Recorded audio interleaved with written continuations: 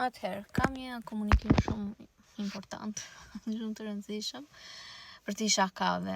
Dhe që kur kam filluar dhe punoj në market, kam kuptuar që produkti që shitet më shumë në market është cigarja. Niveli i shitjeve të cigareve kur unë bëj ato raportet është i frikshëm, është me të vërtetë është i frikshëm. U helmua ato njerëz, ku do veni është për të vënë duart në kokë. Dhe kam një lajm të keq për ju, duan dashësit, duan pirsit. Të gjitha llojet e cigareve janë rritur. Është rritur çmimi, domethënë.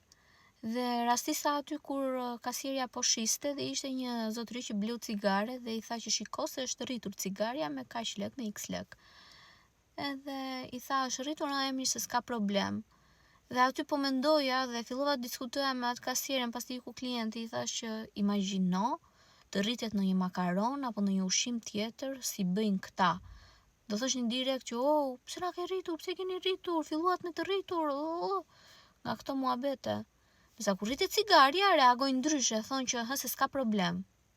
Se marr vesh, mos pini më cigare se u helmuat, paçim.